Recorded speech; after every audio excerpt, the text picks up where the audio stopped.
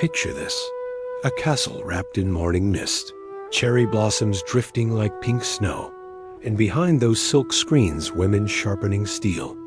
Not for cooking, not for ceremony, but for war. When we think of samurai, we imagine armored men thundering across battlefields. But what if I told you that in feudal Japan, women trained with spears, commanded defenses, and sometimes led armies? What if the most disciplined warriors of their time weren't only sons, but daughters? Tonight, we step into a world of hidden codes, battlefield vows, and blades drawn in silence. This is the untold story of samurai women, the warrior's history almost forgot. In feudal Japan, during the long centuries of shifting power and near constant conflict, the samurai class stood at the center of political and military life. These warriors pledged loyalty to their lords, lived by honor codes, and mastered the sword. But behind the public face of male samurai existed another force quieter discipline, and equally lethal. They were known as onna-bugeisha women of the warrior class trained in combat. Unlike the romanticized geisha or the obedient housewife stereotype often projected onto historical Japan, elite samurai women were raised with purpose. From childhood, daughters of warrior families were taught more than etiquette and poetry. They learned discipline, endurance, and when necessary, how to kill. The most iconic weapon associated with these women was the naginata, a long polearm with a curved blade. Its length gave them reach against larger opponents. In tight corridors of castles or narrow village streets, the naginata could sweep through multiple attackers. It wasn't just practical. It was strategic. Why train women for war? The answer lies in geography and politics. Feudal Japan was fractured. Clans fought relentlessly during periods like the Sengoku era, the age of warring states. Castles were frequently attacked, while male samurai were away on campaign. When enemies came knocking at the gate, someone had to defend the walls. And often, that someone was a woman. Samurai wives weren't passive observers. They were defenders of their households. If a castle fell, capture meant humiliation, slavery, or worse. So women trained not only to fight invaders, but to control their own fate. They learned the codes of loyalty and sacrifice, just as deeply as men did. One of the most famous examples was Tomoe Gozen, a legendary warrior from the late 12th century, described in war chronicles as exceptionally brave and skilled with both bow and sword. She reportedly rode into battle during the Genpei War. Accounts say she beheaded enemy commanders and fought with the ferocity of any male counterpart, whether embellished or not. Her story endured because it challenged expectations. But Tomoe wasn't alone. Samurai women were also educated in literature, calligraphy, and courtly culture. Strength and refinement were not contradictions, they were complements. A true warrior was disciplined in mind and body. Beyond combat training, these women followed a moral framework rooted in what later became known as Bushido, the way of the warrior. Though often associated with male samurai, its principles: loyalty, honor, courage, self-control applied within elite households regardless of gender. Marriage for a samurai woman was not simply romance. It was alliance. Through strategic unions, clans strengthened political ties. Yet even within arranged marriages, women wielded influence. They managed estates, oversaw finances, and acted as political intermediaries. In times of siege, they became commanders. Historical records describe women rallying defenders atop castle walls, coordinating supplies, and even leading last stands. Their armor was sometimes lighter, but their resolve was not.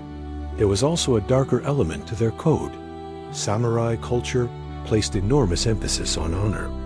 If defeat was inevitable, men were expected to commit seppuku ritual suicide to preserve dignity. Women practiced a different, but equally solemn rite called Ji-dai. It involved precise preparation, tying the ankles together to maintain composure in death. It was not an act of despair, but of control. To modern audiences, this may feel extreme. But in their world, identity was inseparable from honor. And yet, despite their training and sacrifice, the narrative of samurai women began to fade over time. As Japan entered the more stable Edo period under the Tokugawa shogunate, large-scale warfare diminished. Samurai transformed from battlefield soldiers into bureaucrats. With peace came stricter gender roles. Confucian ideals emphasized female obedience and domesticity. Combat training didn't vanish overnight, but its prominence declined. Still, within private compounds, mothers quietly passed down techniques with the naginata. It became a symbol of womanly virtue, not because it was delicate, but because it represented discipline and readiness. By the 18th and 19th centuries, the image of the samurai woman had shifted in popular memory. She became more myth than reality. But myth survives for a reason, because every so often, history erupts and hidden warriors step forward. In the coming chapters, we will meet women who commanded troops in the final days of the samurai era. We will uncover the hidden codes that shaped their lives and the political forces that tried to erase them. The blade was never only in a man's hand, and as we'll soon see, when Japan stood at the edge of transformation, it was a woman who picked up the naginata and walked straight into gunfire.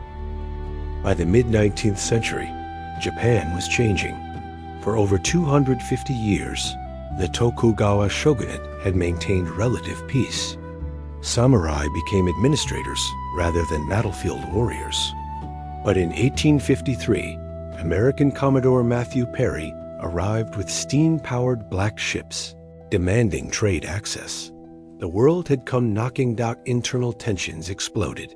Some factions wanted modernization and imperial restoration. Others clung to traditional rule under the shogunate. The result was civil war, the Boshin War 1868-1869, and once again, castles prepared for siege. In the northern domain of Aizu, loyalty to the shogunate ran deep. Aizu warriors prepared for invasion by imperial forces loyal to the emperor. Among them stood a woman who would become one of the last great samurai warriors in history, Nakano Takeko. Born into a samurai family, Takeko was trained in martial arts from a young age. She mastered the naginata and studied classical literature. When war came, she did not wait behind castle walls. Denied formal command because she was a woman, she formed her own unit, composed entirely of female fighters. They would later be remembered as the Joshitai, the women's army. Imagine that scene. Imperial troops armed with modern rifles advancing toward Tsuruga Castle. Gunpowder smoked thick in the air. And charging toward them, a formation of women in traditional armor, wielding blades against bullets. It sounds cinematic. But it happened. Takeko led her unit directly into battle. Contemporary accounts describe her cutting down multiple enemy soldiers before being shot in the chest. Knowing capture was imminent, she asked her sister to behead her, preserving her honor and preventing her body from becoming a trophy. She was 21 years old. Her head was buried beneath a pine tree at Hokaiji Temple. This was not myth. This was the final, desperate stand of a warrior tradition collapsing under modernization. The Boshin War ended with imperial victory. The Meiji Restoration followed. Japan rapidly industrialized, adopting Western military technology and political reforms. The samurai class was officially abolished. Wearing swords in public was banned. The age of the blade had ended. But what about the women? In the new national narrative, modernization required reinvention. The government promoted an image of women as educated mothers supporting a strong industrial nation. Martial roles faded from textbooks. Yet in private, Stories endured. Girls in former samurai families continued practicing naginata as a form of physical education. Over time, it transformed into a disciplined martial art, emphasizing posture, etiquette, and character. The weapon that once defended castles became a symbol of inner strength. And Takeko's grave became a quiet pilgrimage site.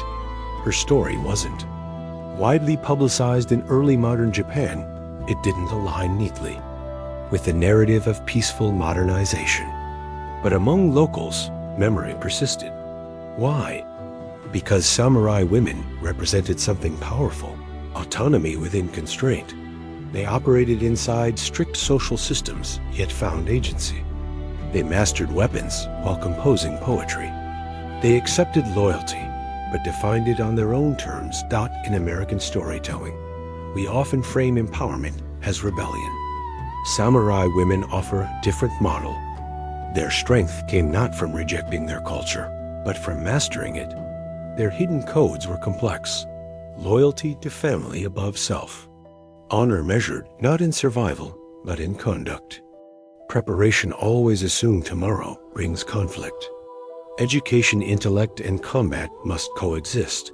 These weren't slogans. They were survival strategies.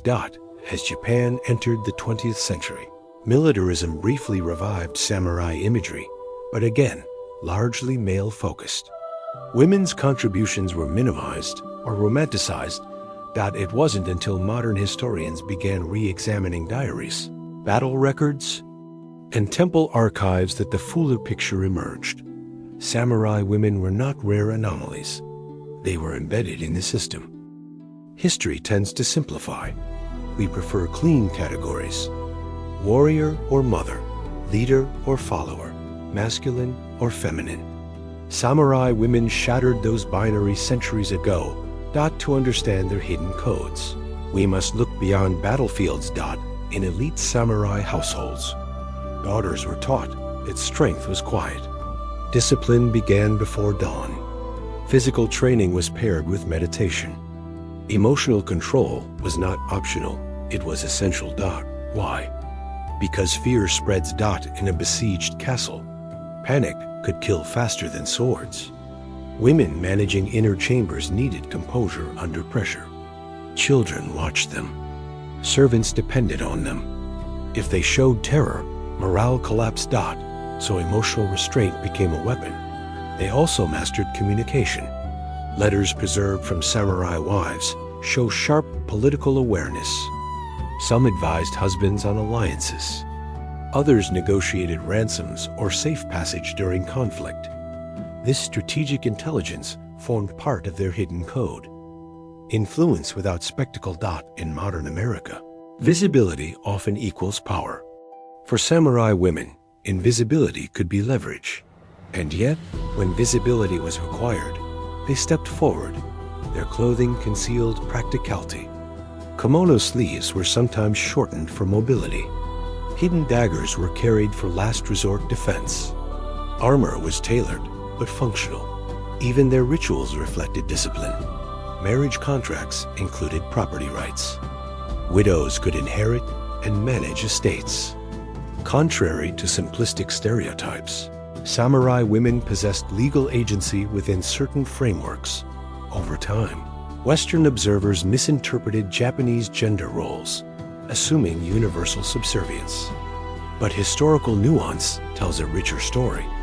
These women navigated a layered society with strategic precision. Today, martial arts schools in Japan still teach naginata. Students bow before entering the training floor. They practice controlled strikes, emphasizing balance over brute strength. Each movement echoes centuries of tradition. The samurai era ended officially in the 1870s. But cultural memory never fully disappears. In recent decades, scholars and filmmakers have revisited figures like Tomoe Gozen and Nakano Takeko, challenging long-held assumptions about gender in pre-modern societies. Their stories resonate in contemporary discussions about leadership and resilience, because at its core, the samurai woman's code wasn't about violence, It was about readiness, ready to defend, ready to sacrifice, ready to endure change. Feudal Japan transformed dramatically within a single generation. Swords gave way to rifles. Castles gave way to factories. Yet women who had trained for siege adapted to classrooms. And civic life, their discipline transferred. And perhaps that is their greatest legacy. Not the image of a blade in moonlight, but the capacity to evolve without losing identity. We look back at feudal Japan, we see armor and banners. But behind those banners stood women who memorized poetry while gripping spear shafts. History nearly forgot them. But forgotten does not mean absent. Somewhere in Aizu, beneath a pine tree, lies the memory of a 21-year-old warrior who charged gunfire with a blade. And somewhere in the quiet repetition of a modern martial arts class, the echo continues. The daughters of the blade were never myths. They were real, and their hidden codes still whisper. Strength can be silent and still unstoppable.